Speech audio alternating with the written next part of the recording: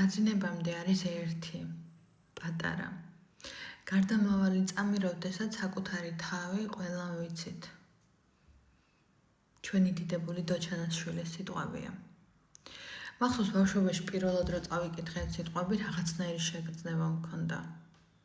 მეთქი მე მუდმივად მუშაობ საკუთარ თავზე და რას ქვია დაძინებამდე ვიცი მარტო ჩემი თავი, მე სულ ვიცი ჩემი თავი.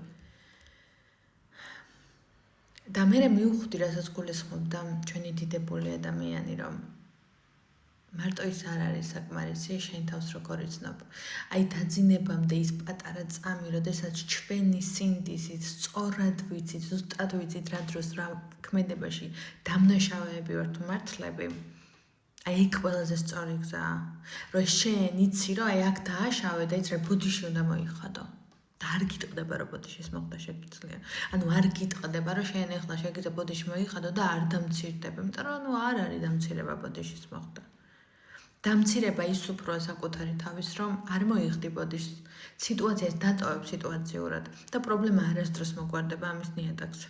მოდი ვნახოთ, რაზე დაფიქრდა თქვენთან დაშორების მერე, რა სინანული ან რაღაცა რა გრძნობა აუთამაშდა ძილის წინ თქვენზე, რა განცდა გაეღვიძა, აი რაზე დაფიქრდა თქვენთან დაშორების მერე, თქვენ ჩაფიქრებული ადამიანი. იცი რაზე დაფიქრდა, რომ პირველ რიგში მისი მთავარი სიყვარული ხართ. და იმაზე დაფიქრდა, რომ ყველაფრის გამოსავალი ხართ თავად თქვენ. იმაზე დაფიქრდა, რომ თქვენ ხართ მისთვის ყველაზე ძვირფასი ადამიანი და თქვენი თავის დაფასებით მან ისიც კი გაიგო, რომ თქვენ უნდა დაგაფასოთ. ის რომ სამართლიანად უნდა მოიქცეს, იმიტომ რომ თქვენთან სხვანაირად არ გაუვა და ისიც იცის, რომ რეალურად ეს ყველაფერი სიტყვები არა, ქმედებებით უნდა იყოს აღჭურვილი.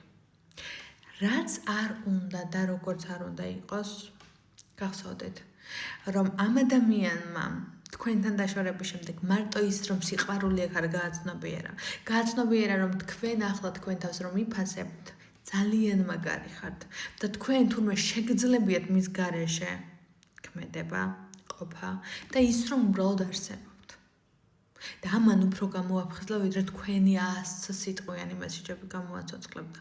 და ყოველთვის გახსოვდეთ რა, აი ესე საზღვათა შორისოდ, ადამიანი გაფასებს მაშინ, როცა შენ აფასებ შენ თავს. ადამიანი გაფასებს მაშინ, როცა შენს თავს პატივცემ. ადამიანი გაფასებს მაშინ, როცა მას ისე ექცევი სათანადოდ, როგორც დაიმსახურა. ეს არასდროს დაივიწყო. მე კი შეგახსენებ, რომ 7-დან 14 სექტემბრის ჩათვლის ჩემთან სრულ დიაგნოსტიკაზე 50%-იანი ფასდაკლებაა. ამიტომ თუ ჯერ კიდევ არ ჩაწერილ ხარ და გსურს კონსულტაციის გავლა ჩემთან, დიდი ხანია გინდოდა და ფინანსების გამო ვერ ახერხებდი, მე მგონი ეს ის დრო, როცა უნდა შეეწარ.